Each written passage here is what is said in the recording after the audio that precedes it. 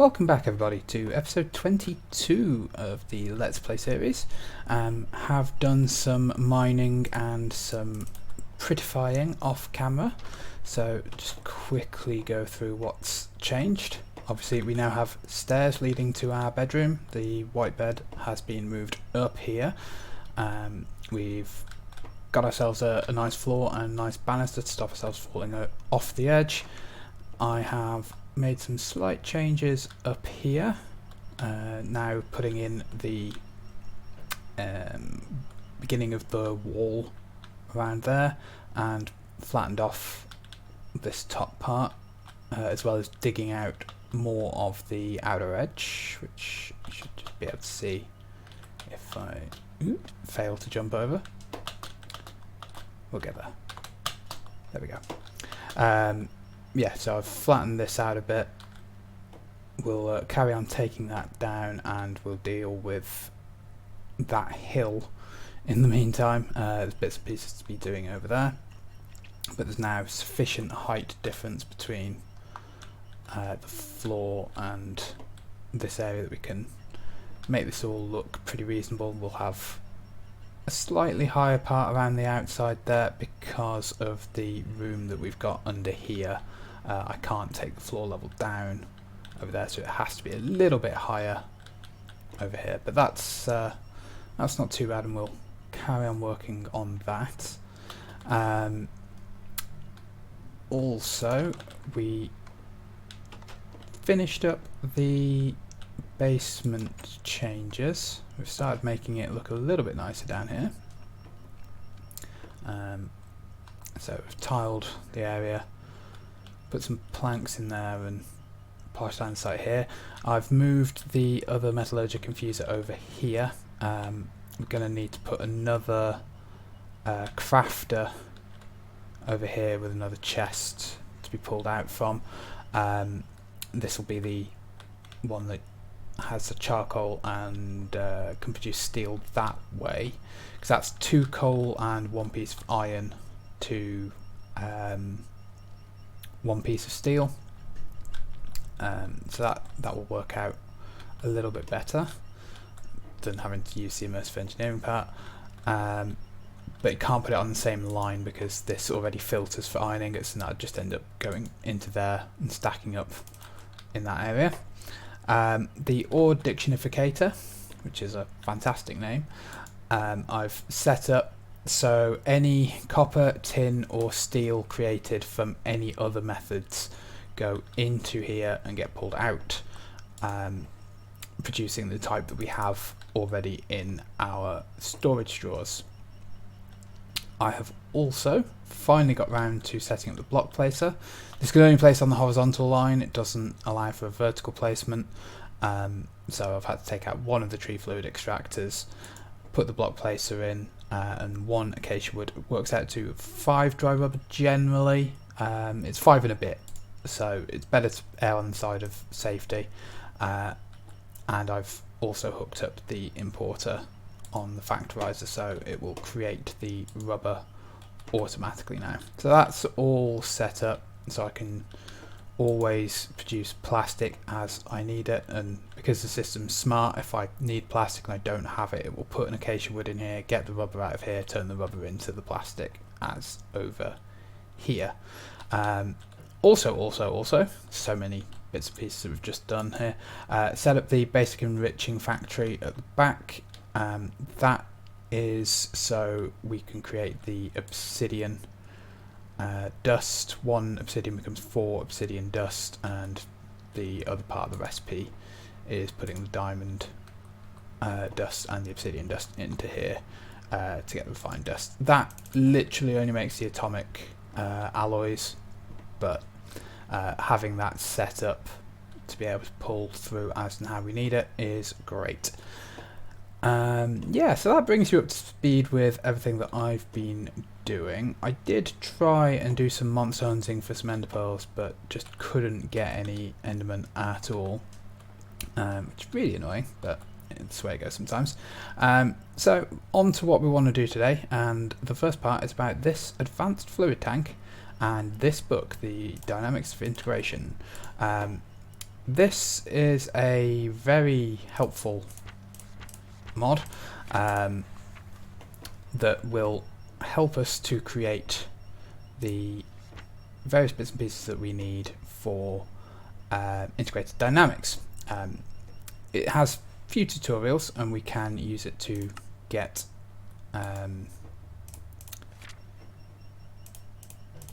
resources out by completing the various challenges. I'm not super familiar with the mod, so no, that's the wrong button. I've done it twice now. Doing very well at this. But yeah, I'm not super familiar with the mod, so this is why I wanted to get the book out. The reason for having it in the first place is we want to get into networking. We're going to use the cables to take the liquid out of our starlight infuser and pull it down to an advanced fluid tank which we'll have underneath. We're also going to use it to turn the charcoal into mana. So pulling from an area, we'll need like a mixture of exporters and chests to act as buffer areas, keeping a certain stock of charcoal in places for the integrated dynamics to then pull from, and the whole idea is that it will check the amount of resources in one area, and then if it needs it, we'll pull it and place it in a part, so we can get rid of the comparator for and the redstone that are just hanging out upstairs. So I'm going to just craft up some of the basics of that, and then we'll come back and look at getting it all placed out and how all of that works together. And welcome back, and I am having all kinds of problems trying to get this to cooperate. So what I'm trying to do here is I've got the comparator lined up with a redstone reader, which is one of the items from integrated dynamics that will check to see what kind of level of redstone we've got. I've put one on the wooden pressure plates block here, and I'm trying to write to the redstone in the event that when it receives a redstone signal, it should stop putting any. It should be emitting a redstone signal. There we go, like that. And that should be stopping this from. There we go. Right, don't know why it didn't cooperate the first time, but we're now in business. So let's just tidy up the cabling a bit. We don't need all of this over here, and we are going to need some more torches around. Still not ideal. I still want to make this look nicer and have things, just generally speaking, be a bit prettier around here. The whole point of this is that Britannia is meant to look all nice and floral and not have like tech pipes going all over the place, but at the moment it is what it is. So that's now at least reading correctly. Not sure why the first one didn't work out properly. Now the next part we need to do is be putting items into the hopper as and when we want them. Now I know what I used to need to do, and I think integrated dynamics have changed somewhat, so I'm guessing it's the inventory writer I'm going to want. So let's try this. So if we put you on there and put you on there, that's about crafting. That's not what we want.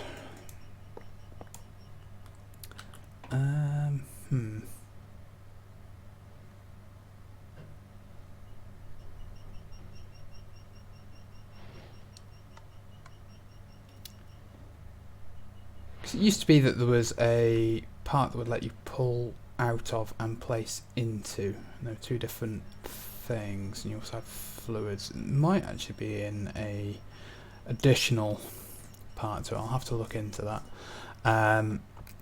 The idea being that you could use integrated dynamics to transfer items around, so it may be that we need to suck it up and use thermal for it, and I can use integrated dynamics to control when it pulls items in or not. Okay, so that has not worked out quite the way I wanted it to, and I'm not sure it's going to work out the way I want it to for the fluids. So I might have to go back to the drawing board on that one, which is rather annoying.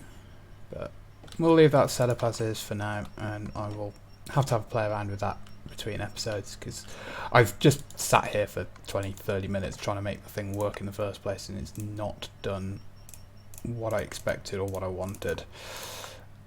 And I do not have the patience to try and sit here for another 20-30 minutes between shots. So we'll just stack that up, and we'll put the programmer away. We'll mess around with that later. Okay, so thermal then for the other part, I think. Fluid ducts. How many do we have? 27, plenty, and we will want the servo.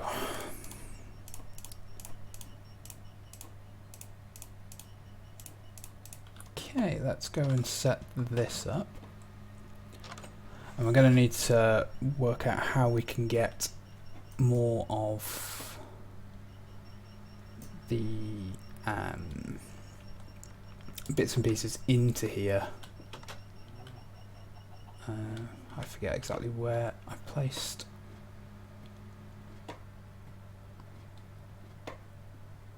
the item, so let's just dig out underneath it, place my fluid ducts, place the servo, disable that. Perfect, so that can pull down. As long as it can pull down, that's fine. We'll need to move the chest out of the way.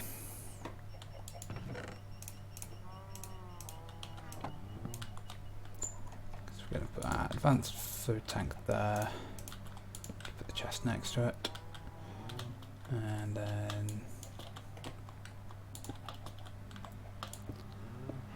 climb up until I can bring it down, and then just step out of the way. I don't know what just exploded, but that was not a good sign. Oh, the liquid's a hot liquid. Okay, so I need the sturdy. Right, that's annoying. Today is just the day of all the mistakes going on.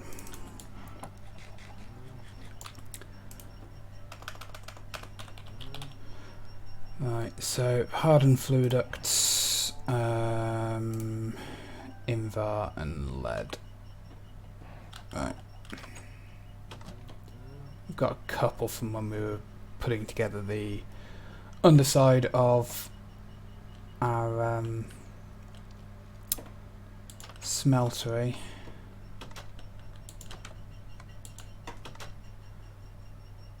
So I just need more of these. I don't know how much invar I've got. Hopefully enough, and I'm going to need another servo. Should have measured the height.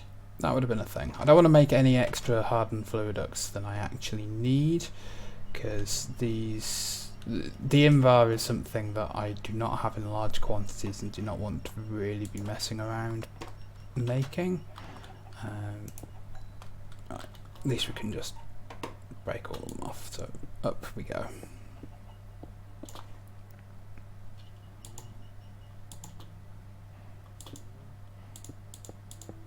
So need another set. Okay, right.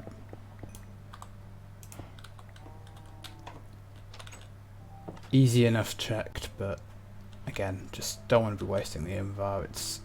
Nickel is not something I have in large quantities.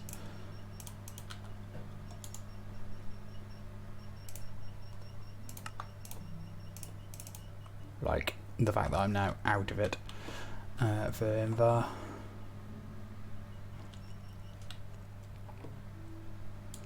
So let's just get back up here.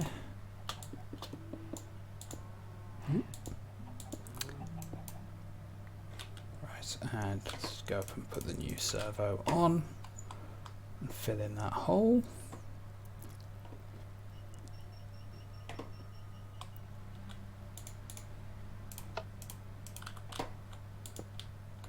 Right, okay, and now I just need to find a way to bring aquamarines up.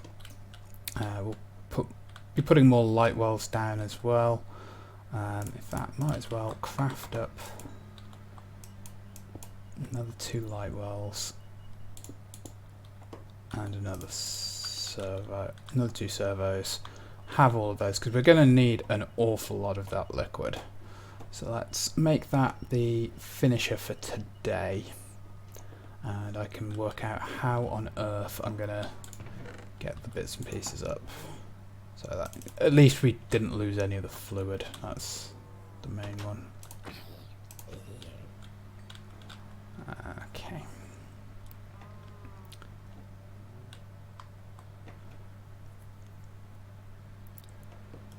And then I'm going to work out how to get some more ender pearls in quick succession, because we do need to get that wireless part up and running. Right. So, servos. Oh.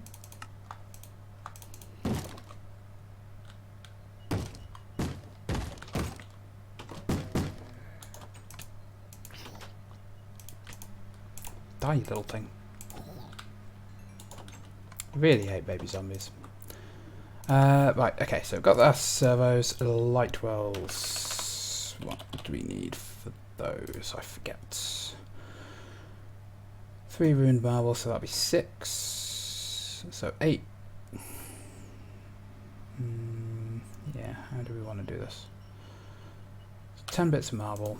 And we'll just chisel it. Oh, in fact, we've got those ones. 2, 3, 4, 5, 6. We have some pretty terrible crystals here, and then 4 aquamarines for that, and then 3 to go on them when we are done. Okay. Our chisel is now in here, along with our resonating wand. In fact, let's just put that book in there for now. And that needs to be those ones. Right, let's fashion this up.